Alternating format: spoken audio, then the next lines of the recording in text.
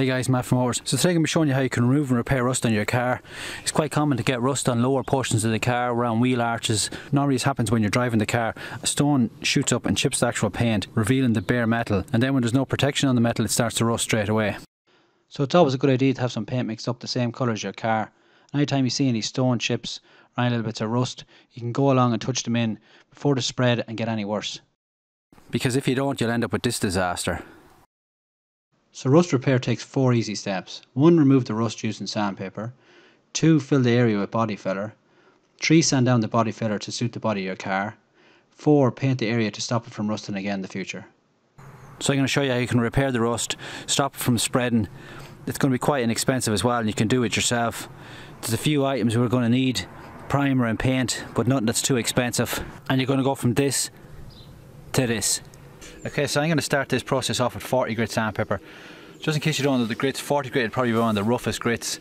The further higher up you go on grit, the more finer and the less abrasive the sandpaper is. Also, I'm going to have the sandpaper wrapped in a sanding block, which will make sure we sand the surface evenly. Because we're sanding, make sure you have your dust mask on. The idea here is to sand away all the rust. We don't want to go through all this work for the rust to bubble back up in a couple of weeks' time. Also, we want to get down to the bare metal because it'll give the body filler the best chance of sticking to the panel. So be sure to take your time and remove every single speck of rust and get it right down to the bare metal.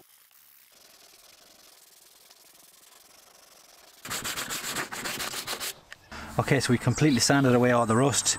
We're back to nice, good solid metal there now. There is this piece of foam here now, which is obviously the reason the metal rotted out. It was catching the moisture, catching all the water probably coming down from the roof. And that was the reason why it rotted this area out. As for this big hole that's been left behind where the metal ate away, we're going to use this body patch, which will slide up underneath and bend it into shape. That way it'll make it strong again, enough to hold the body filler. So we've got the outside rust free, but probably the back of this fender, odds are, is very rusty as well. So we're going to have to treat that in some way before we move on to the next step. Okay, so I brought the car in under some shelter as it's starting to rain. Now I'm just going to jack the car up, remove the wheel, remove the inner liner so we can get access to the back of the fender. As I suspected, the back was as rusty as the front, so we're giving it the same treatment with some 40 grit sandpaper, removing all the rust until we're down to bare metal. Now we got all the back all prepared and all the rust all removed, we're going to now etch prime it and then we're going to stone guard protect it. That will stop the rust coming back through again, and any rocks or stones that fly up will bounce off this stone guard protect. It's definitely awkward painting backwards like this through the fender, but it's definitely a step that's worth it, and by using the self-etching primer we know that we've treated the bare metal properly. So after 2 coats of etch primer have now dried, it's time to move on to the stone chip. The benefits of using stone chip are that it's anti-corrosion, and once the paint is fully dried it leaves a hard film on the panel which helps gravel and road debris bounce away. So we're on to the next step, which is the body filling step. Now we're going to be mixing our fiberglass fillers. If you're mixing this up, you don't want to mix it on a absorbent surface. You want to mix it on something like an old tile or maybe an old metal sign, something that won't absorb the fillers or hold water. A good rule of thumb when you're mixing the ratio for body fillers is a golf ball size amount of filler to a pea size amount of hardener.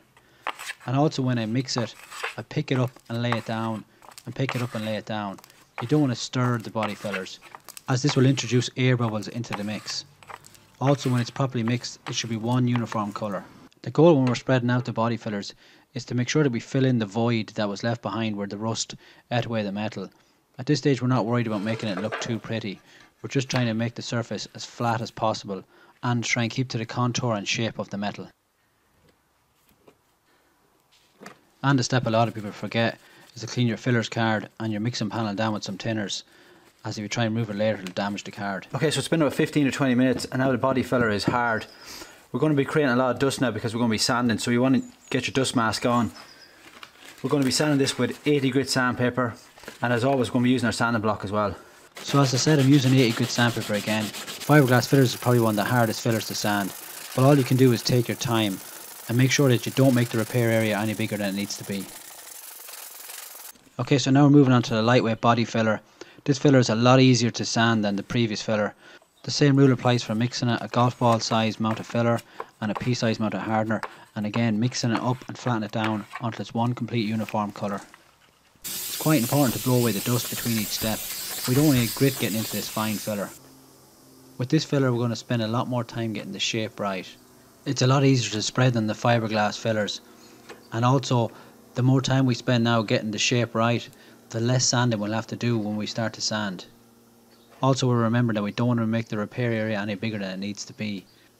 My advice when you're laying body filler for the first time is to start off with a small mix, and you can always add more on as you go along, rather than adding in lots of filler at the start and just making a big mess. Because of the way we laid out the fillers, this should be really easy to sand now. Okay, so it's been about 15 to 20 minutes and our body filler is now dry. We're going to try and sand it to mimic the actual shape of the panel, again using our 80 grit sandpaper. I'm sanding this lightweight filler with 2 different grits of sandpaper, 80 grit first and then 180 grit to remove the scratches later. I'm also making sure to sand in alternating directions until the filler covered section is level and smooth.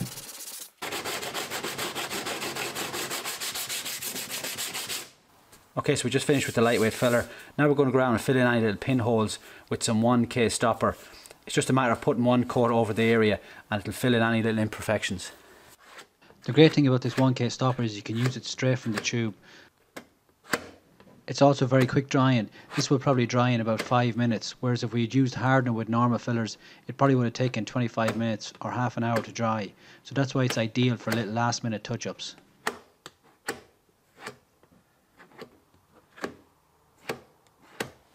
For sanding this 1K stopper I'm using 180 grit sandpaper. At first I'll be using a sanding block, but I always like to go back over the area again by hand, just to make sure it's feathered in correctly.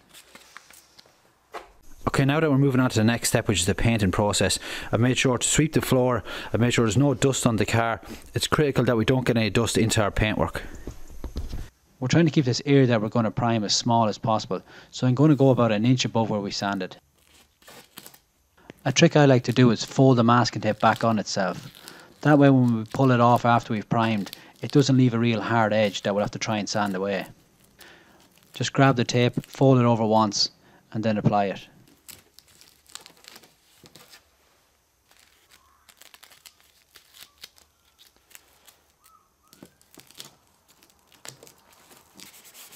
I'm just going to use a little bit of 400 to prepare the area for primer. Then I'm going to mask up the area so we don't get any overspray on any of the rest of the car. Making sure not to forget to cover the wheel, as it's one of the worst places for dirt to shoot out when you start painting. Okay, so we got it all masked up for primer. We've got our masking tape turned back so we get a nice soft edge on the primer. This is the primer I'm going to be using. It's a high build primer. High build means that it's a thicker primer, so it'll hide any scratches or imperfections that's in the bodywork. We're going spraying now as well, so we need to put on a respirator. I'm just wiping down the panel with a tack rag. This removes all particles of dust and fibres from my clothes that would have landed on the panel, and it'll give us a good clean surface ready for coating. I'm just giving the primer a good shake. This will ensure that it sprays out in a smooth pattern.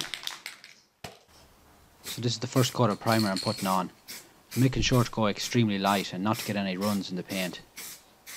If you're new to spraying with aerosols, I would suggest practicing on a piece of cardboard before you spray on the panel. Not to forget to shake up the can again for the second coat. This time I'm going to be going on a lot heavier, making sure to cover any scratches that I can see in the paintwork. Okay, so the primer went on really nice.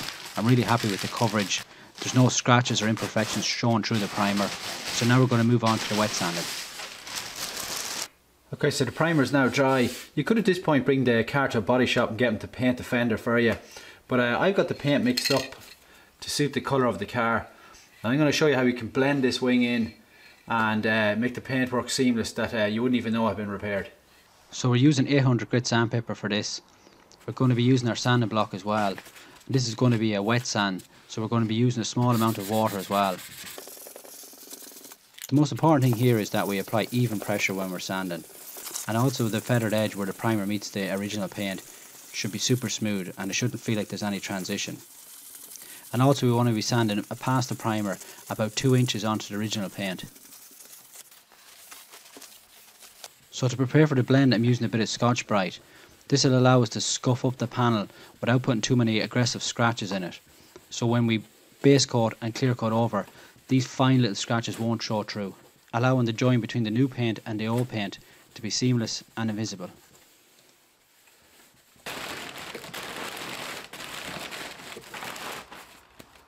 This base coat is probably going to take about 3 coats to get full coverage. With a metallic paint like this, the paint will seem really transparent when you start to paint it first. But it's just a matter of putting on a couple of heavy coats until you get full coverage over the primer.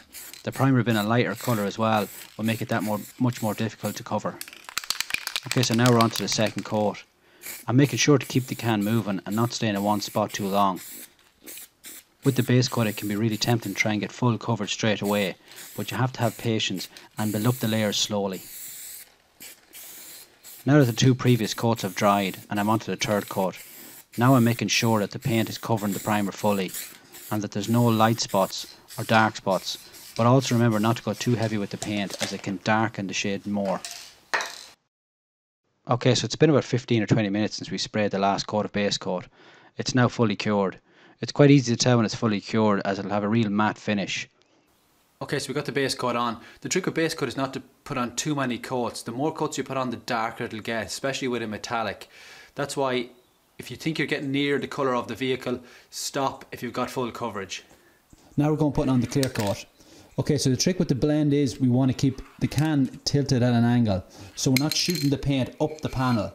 We want to keep the blend to this area. We don't want to go any higher. If we put masking tape along here to try and contain the blend, no matter what you do, you'd see the join. This way the join should be pretty much invisible. We'll have to come back after a couple of days, lightly wet sand it down with 2000 grit sandpaper, but you shouldn't be able to see the transition between the old and new paint. Okay, so it goes without saying that because we're spraying clear coat now, it's very important to have your respirator on as this stuff can be quite dangerous. For the first coat, I'm containing it to the edge of the fender. I'm not going that far up. The more coats I put in, the further up I'll go. Now for the second coat, I'm going up a little bit further. And now on the third coat, I'm trying to get 2 things. A nice deep shine and a light blend between the new and the old clear coat to make it easier for sanding and buffing. The clear coat went on really nice. We have this halo around the edge of the clear coat where we blend it into the original panel, but I'm going to bring this car back after a couple of days and sand this down with 2000 grit sandpaper and buff the entire fender, and the blend should be pretty much invisible. Okay, so it's been a couple of days. The clear coat is now fully cured. You can polish this clear coat after 24 hours, but I said I'd wait for a couple of days just to be on the safe side. Okay, so the first thing we're going to do is get some soapy water and a microfiber towel, and we're going to clean down the fender entirely to make sure there's no grit that can get into the sanding process.